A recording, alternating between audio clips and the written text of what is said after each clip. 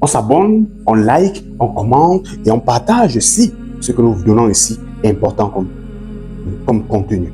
Alors les amis, je vous invite à écouter attentivement cette vidéo. Prenez le temps d'écouter cette vidéo attentivement, je vous en prie. De votre présence et par la représentation de vos formations politiques, cette journée extrêmement importante pour notre parti politique. Je voudrais tous vous demander de transmettre nos remerciements à vos formations politiques, qu'elles soient au pouvoir ou dans l'opposition dans vos pays respectifs. Considérez que PASTEF les Patriotes vous considèrent comme des partis frères, des mouvements frères et amis, et vous tend plus que jamais la main pour une collaboration, une coopération sincère, profonde, articulée autour des notions qui nous sont très chères également, que sont le patriotisme, chacun chez soi et nous tous ensemble pour notre cher continent l'Afrique, la souveraineté, la fraternité. Je voudrais vous remercier très sincèrement, parce que le geste n'est pas petit, mais il est certainement où il peut être le point de départ d'un vaste mouvement, beaucoup plus important, que nous devons structurer, articuler autour de toutes les initiatives progressistes et qui luttent contre les dominations, quelle que soit la forme, qui luttent pour la libération des peuples et des États. Merci au nom de notre parti, merci au nom du Sénégal tout entier.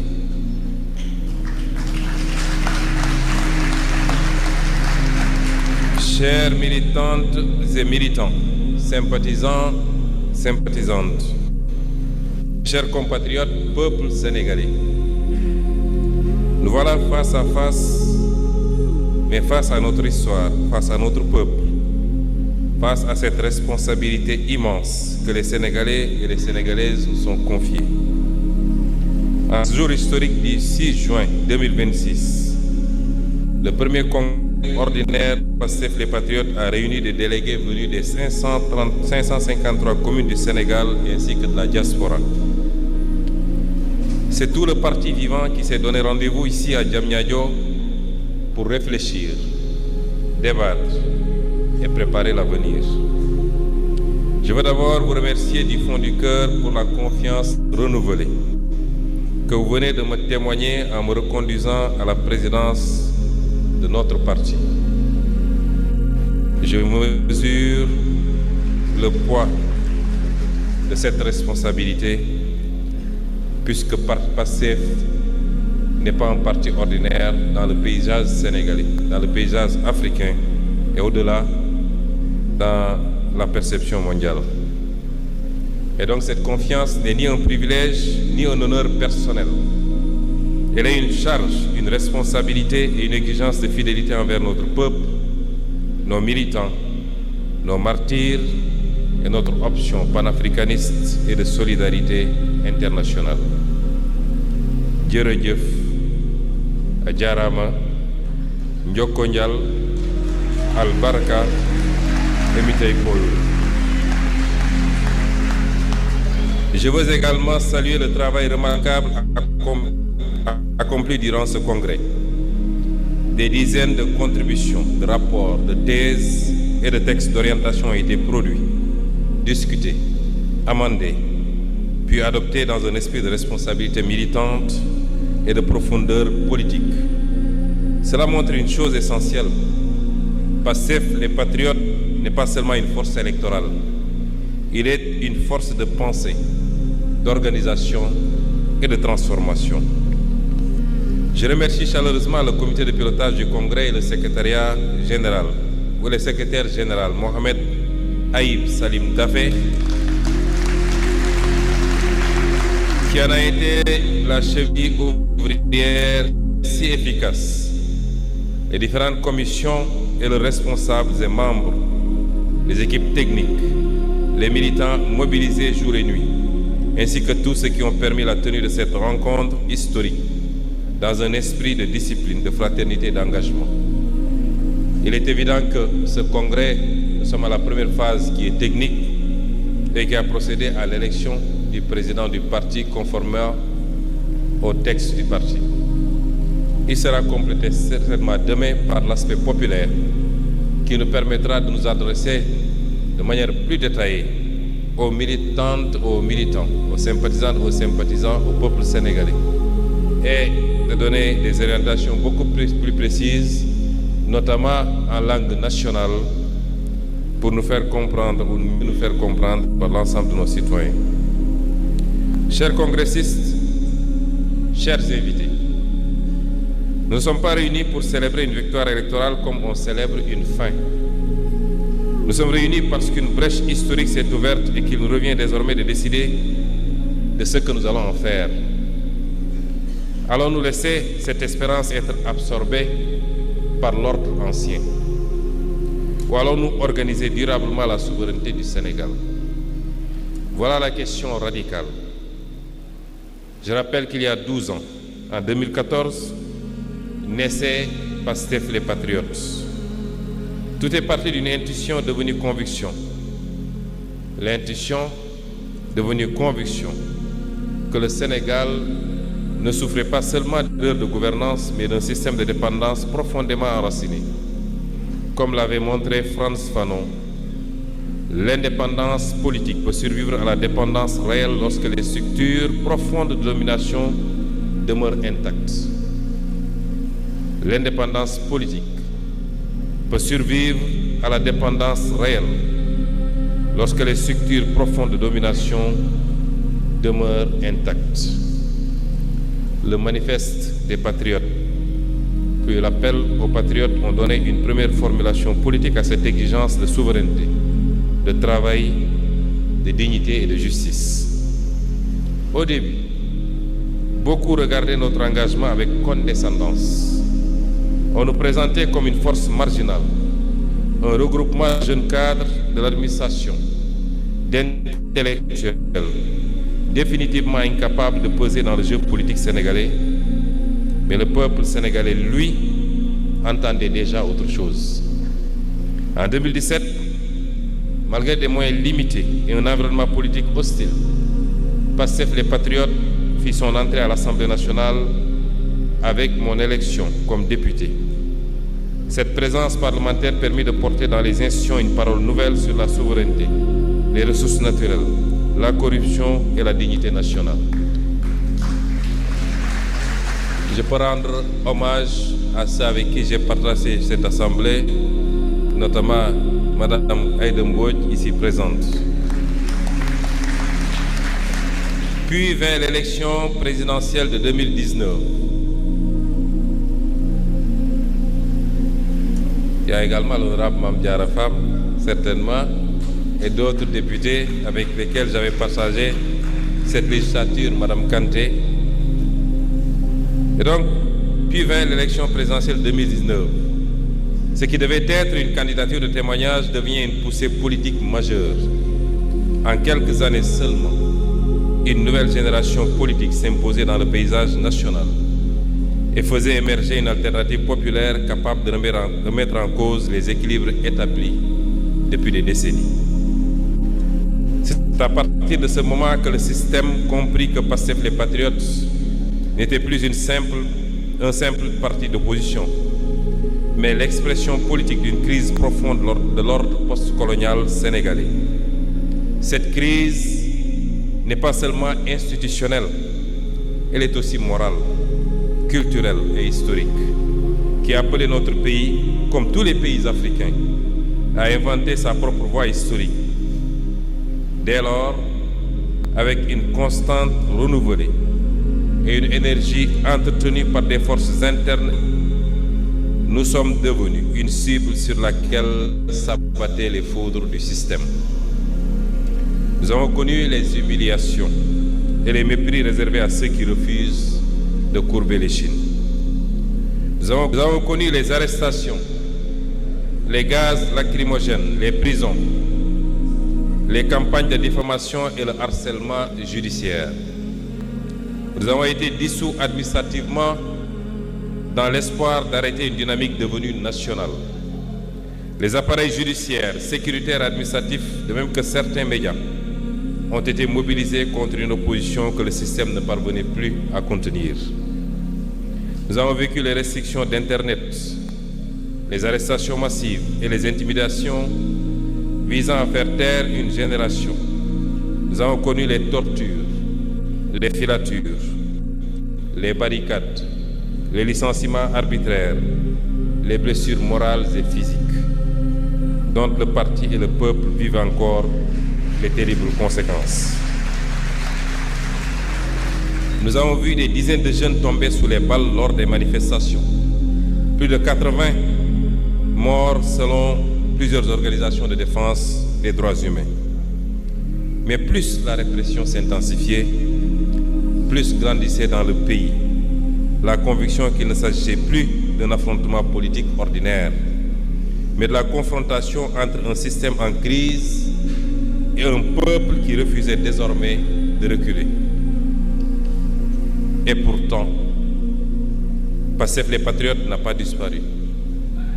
Pendant de longs mois, malgré la dissolution, les emprisonnements de son leader, de ses dirigeants et des centaines et des centaines de ses militants, le peuple a continué à vivre de manière informelle, parfois clandestine, à travers ces militants que vous êtes, que vous représentez et à qui je rends un hommage. À travers ces cellules, ces réseaux et ces alliances, il a maintenu la flamme dans les quartiers, les villages, les universités, les stades, au sein de la diaspora et dans les espaces numériques. Il a poursuivi l'organisation, la formation et la préparation des échanges décisifs, notamment la bataille électorale de mars 2024. Ce que certains pensaient réduire en un simple appareil administratif s'était déjà transformé en force populaire. Et lorsque le décret de dissolution fut finalement abrogé en mars 2024, une vérité était apparue aux yeux de tous. Cette vérité, c'est qu'on peut dissoudre un parti sur le papier, mais on ne dissout pas une espérance devenue collective. Chères militantes et militants, nous avons connu ces longues nuits où l'on voulait convaincre notre peuple qu'il devait choisir entre la dignité et la stabilité. Nous avons vu nos jeunes mourir dans la mer, sur les routes désertiques du Sahara ou dans les rues. Nous avons vu des diplômés errer sans emploi pendant que les richesses du pays quittaient nos ports. Nous avons vu des paysans produire sans vivre dignement de leur travail.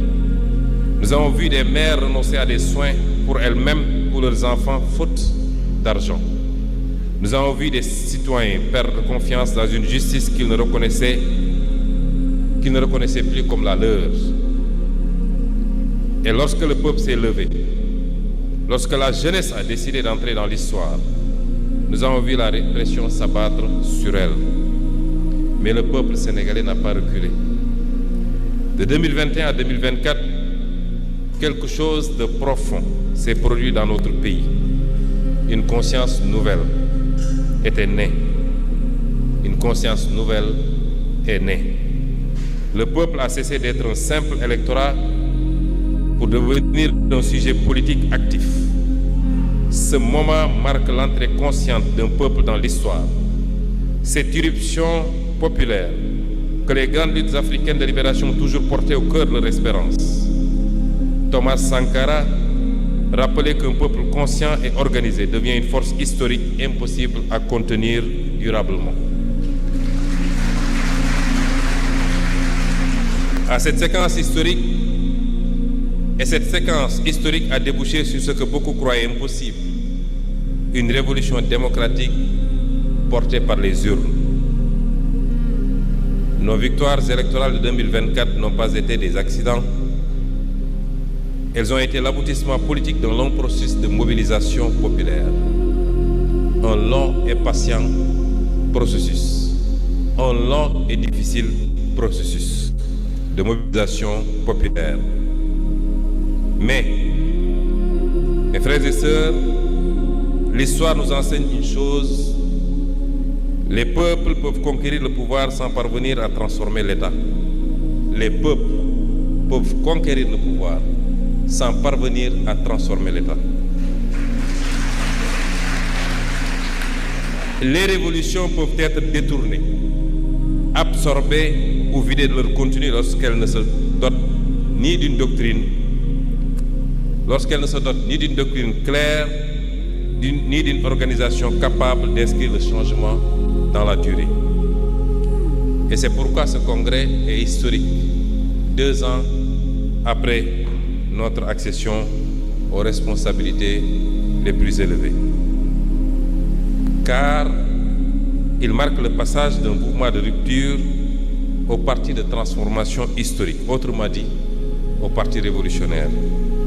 Notre responsabilité est désormais claire: organiser la souveraineté. La souveraineté ne se décrète pas, elle s'organise. Et notre responsabilité désormais, je veux dire à chaque militant et militante de PASTEF, à chaque sympathisant et sympathisante, que notre responsabilité désormais, c'est d'organiser la souveraineté. La souveraineté politique, sans souveraineté économique, n'est qu'un drapeau flottant sur la dépendance. La souveraineté économique sans justice sociale devient le privilège de quelques-uns. La souveraineté nationale sans horizon panafricain demeure fragile dans un monde dominé par les grands ensembles. Voilà pourquoi notre matrice idéologique est un panafricanisme souverainiste de transformation démocratique. Nous nous inscrivons ainsi dans la continuité des grands combats intellectuels et politiques africains, de Cheikh Anta Diop à Amilcar Cabral, en passant par Kwame Nkrumah, qui avait compris que la souveraineté ne pouvait être ni seulement juridique, ni seulement symbolique, mais elle devait être culturelle, économique et politique. Le panafricanisme, parce que l'Afrique fragmentée reste vulnérable. La souveraineté, parce qu'aucun peuple ne peut être libre quand d'autres décident à sa place. La transformation, parce que les structures héritées de la domination ne disparaissent pas d'elles-mêmes. C'est illusoire de penser que les structures héritées de la domination périraient par elles-mêmes. Il faut une action vigoureuse, concertée, pour les faire périr. La démocratie, parce que le peuple doit demeurer la source permanente de la légitimité politique. Nous refusons 2 impasses, que sont le réformisme tiède qui administre les dépendances sans les combattre, mais nous refusons également le volontarisme autoritaire qui prétend parler au nom du peuple tout en l'éloignant des décisions. Aucune de ces options n'est nôtre. Notre voie est celle d'une révolution démocratique, populaire et souveraine. Mais aucune transformation historique ne se réalise sans force sociale organisée. La révolution sénégalaise repose sur un bloc populaire en construction. Oui, le bloc populaire est encore en construction. Les victoires de 2024 ne sont pas l'aboutissement. Elles ne sont que le début d'une œuvre beaucoup plus profonde, beaucoup plus structurée de construction de ce bloc populaire.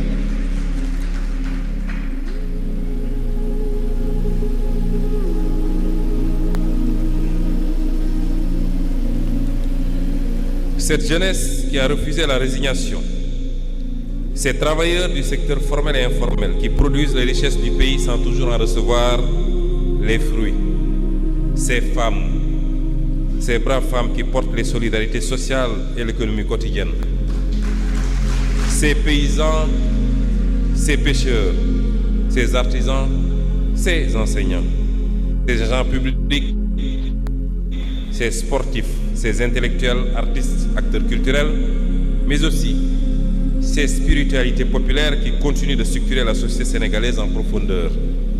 Les femmes du bois sacré, les ndongodara, les Domu Djangoubi, les héritiers des grandes traditions spirituelles et communautaires qui ont appris à notre peuple la dignité, la discipline, la solidarité, le partage et la résistance. Sans oublier cette diaspora qui continue d'aimer et de soutenir la patrie malgré la distance. Pastef les patriotes ne doit jamais devenir un simple appareil électoral vivant au rythme des échéances politiques et des conquêtes institutionnelles. Il est né d'une exigence plus profonde, celle d'organiser durablement la force populaire qui a rendu possible la rupture historique que connaît aujourd'hui le Sénégal. Notre parti est un parti de masse. Notre parti est un parti de masse. Il n'est pas un parti de télévision, il n'est pas un parti de réseaux sociaux, il est tout cela en même temps, mais il est un parti de masse. Il puise sa force dans son enracinement populaire, territorial et militant, dans les quartiers, les villages, les universités, les lieux de travail, la diaspora, les cellules, les sections et les coordinations. Il doit rester présent au cœur de la société réelle, car une révolution ne se maintient pas uniquement depuis les sommets de l'État. Elle se construit et se protège dans l'organisation consciente du peuple. Notre rôle n'est pas de nous substituer au peuple, mais de lui donner des instruments d'organisation, de formation et d'action. Amical Cabral rappelait que les moments de libération ne triomphent durablement que lorsqu'ils élèvent le niveau de conscience politique du peuple et transforment l'organisation en école de responsabilité historique. Le parti doit donc être le levain de la révolution. Le levain est le levier de la révolution. Cette force organisatrice qui relie les aspirations populaires à une stratégie de transformation durable. Cela exige un parti discipliné. Cela exige un parti discipliné. Cela exige un parti discipliné. C'est un des grands chantiers qui nous attend. Un parti discipliné, un parti formateur et idéologiquement clair. Le parti doit miser, accentuer, accélérer les processus de formation des militants et des militantes. Nous avons les militants les plus formidables du monde. Je ne cesserai jamais de vous rendre cet hommage. Mais nous avons ce besoin d'accélérer la formation de ces militants, puisque toutes les autres considérations dépendront de la qualité de cette formation. Un parti capable de produire la pensée, d'éclairer les choix nationaux, de former ses militants, d'éviter les dérives bureaucratiques et de maintenir le lien vivant entre l'État et le peuple. Car lorsqu'un parti révolutionnaire cesse de former, il commence à s'administrer lui-même. Et lorsqu'il cesse d'écouter le peuple, il commence à se détacher de l'histoire. Chers congressistes, la souveraineté exige un État stratège. Cette exigence prolonge une tradition sénégalaise ancienne portée notamment par Mamadou Dia, qui avait compris très tôt qu'une souveraineté politique ne peut survivre durablement sans maîtrise de l'économie nationale. Une économie productive, une adaptation efficace, une lutte implacable contre la corruption et les logiques de rente, une jeunesse formée et mobilisée, placée au cœur de la transformation nationale. Une bataille culturelle pour décoloniser les imaginaires. Un parti discipliné, enraciné et formateur. Car un peuple sans organisation devient une colère dispersée. Et un parti sans film devient un appareil sans direction. Chers frères et sœurs d'Afrique et du monde, votre présence parmi nous, comme je l'ai dit à l'entame de mon propos, donne à ce congrès une portée qui dépasse les frontières du Sénégal. Car ce qui se joue aujourd'hui dans notre pays s'inscrit dans un moment historique beaucoup plus large. Le monde traverse une phase de basculement. L'ordre international hérité de la fin de la guerre froide se fragilise. Les certitudes du néolibéralisme vacillent. Les tensions géopolitiques se multiplient, tandis que les inégalités, les crises climatiques, les crises migratoires et les logiques de prédation aggravent la fragilité des peuples du Sud. Oui, nous réaffirmons notre ancrage dans ce Sud global. Dans ce contexte, l'Afrique entre à son tour dans une nouvelle séquence historique.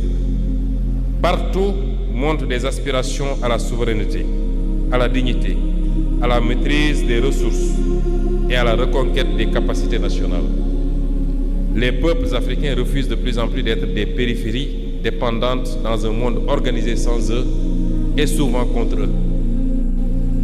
Cette aspiration rejoint le long combat mené par Cheikh Anta Diop pour restituer à l'Afrique sa centralité historique, scientifique et civilisationnelle, et par beaucoup d'autres, les Théophile Obenga et beaucoup d'autres scientifiques.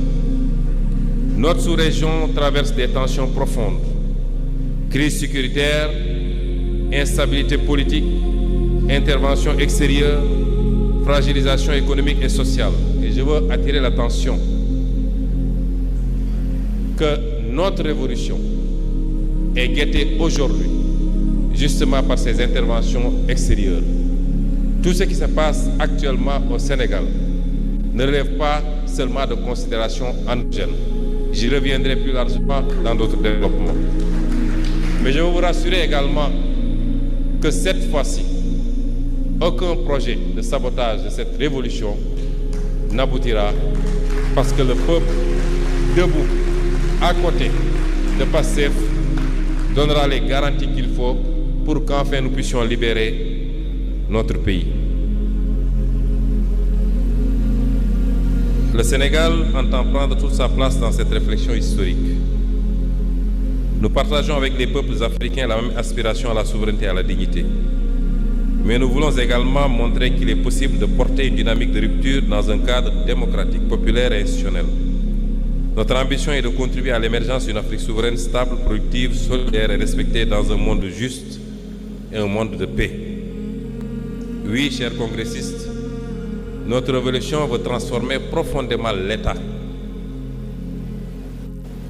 Se battre pour arriver au pouvoir, transformer fondamentalement l'État pour le libérer de ses configurations anciennes en est une autre. Notre révolution veut conquérir la souveraineté sans fermer le Sénégal au monde. Elle veut remettre l'économie au service du peuple, sans substituer une prédation nouvelle à l'ancienne, sans remplacer un drapeau par un autre. Elle veut réhabiliter le travail, la dignité et la justice sociale dans une société trop longtemps organisée autour de la dépendance et de la rente. En vérité, aucune révolution n'avance en ligne droite.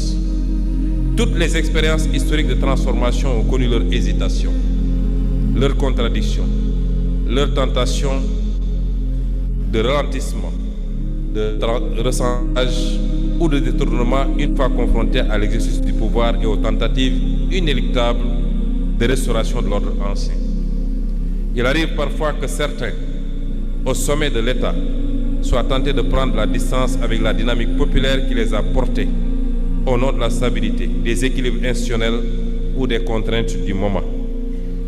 Et souvent, pour des raisons beaucoup plus obscures. Ce risque existe dans toute révolution. La nôtre n'en fait pas exception, mais ce qui se passe sous nos yeux en est une confirmation. Mais nous devons être clairs. La révolution sénégalaise ne repose pas sur des trajectoires individuelles. Elle a été construite sur un socle solide qui est PASTEF les patriotes, accompagné par des partenaires. Elle n'a jamais été bâtie sur la base de trajectoires individuelles. Et ce socle solide qui est PASTEF est réuni aujourd'hui ici, sans exception. Et tout ce qui se trouvera en dehors de ce socle ne peut en aucune manière représenter PASTEF les patriotes.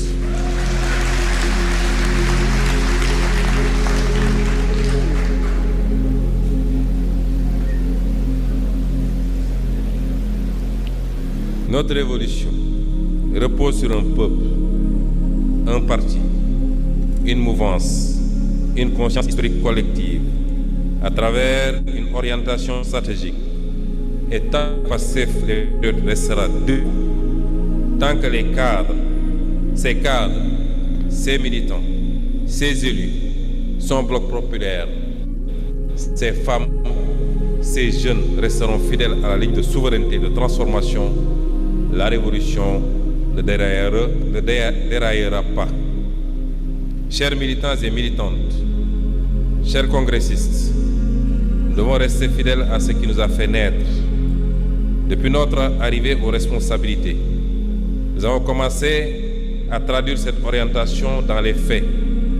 Non pas parfaitement, et en 2 ans, même en 20 ans, on ne peut pas avoir une action politique parfaite, a fortiori en 2 ans.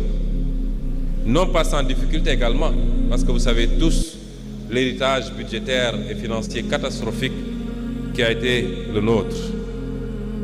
Mais avec une ligne claire, de remettre l'État au service du peuple et replacer la souveraineté au cœur de l'action publique.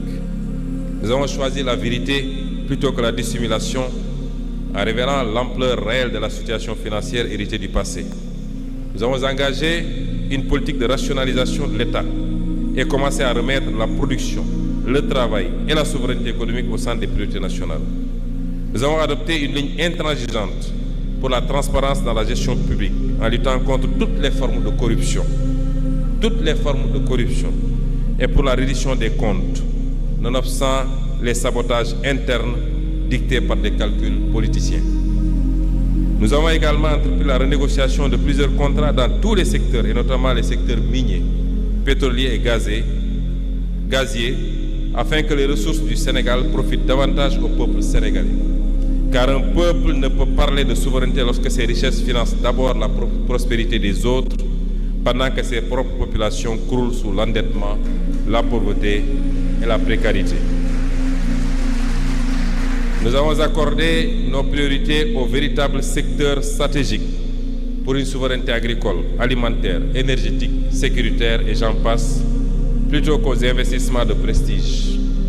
Nous avons refusé les dictats exogènes et recouru à des mécanismes endogènes et citoyens de financement de nos politiques publiques pour faire face aux conséquences désastreuses des errements du passé.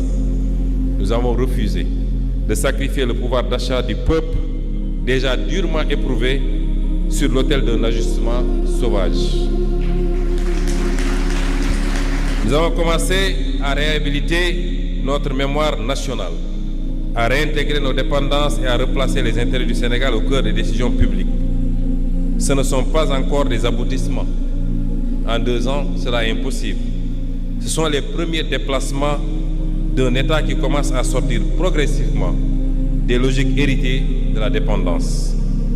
PASTEF les Patriotes n'a pas été créé pour gérer l'ordre ancien avec des visages nouveaux. Nous ne sommes pas lancés en politique. Nous ne sommes pas battus pour conquérir les rênes du pouvoir, pour venir gérer ce pouvoir sur la base des mécanismes de l'ordre ancien avec seulement des visages nouveaux. Durant les périodes d'opposition, je vous disais que notre but n'est pas seulement de remplacer des hommes par des hommes en laissant le système intact. Je préfère même laisser les hommes plutôt que de changer le système plutôt que les hommes, parce que si le système est bien réglé, les hommes sont obligés de suivre. PASTEF n'a pas été créé donc pour gérer l'ordre ancien avec des visages nouveaux. Mais il n'a pas été créé également pour revendiquer un socle PASTEF sans PASTEF.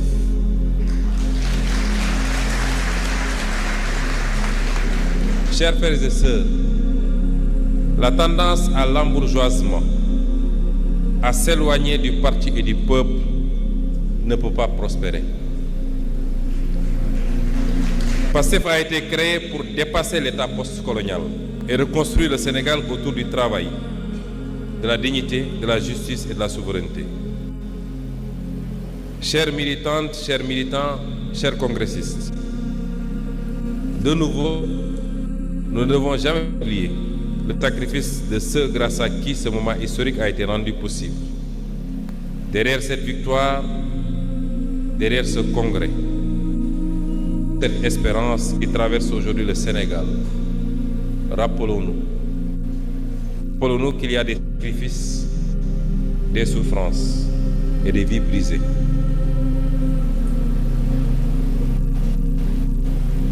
Nous pensons à tous ceux qui ont été arrêtés, emprisonnés, blessés, humiliés pour leur engagement. Nous pensons à ces familles qui ont vécu l'angoisse des disparitions, des procès et de la répression. Mais nous pensons surtout à nos martyrs, à ces jeunes tombés dans les manifestations, souvent au seuil de leur vie, parce qu'ils avaient décidé de refuser l'injustice. Ils avaient décidé de refuser le mépris et la confiscation de leur avenir.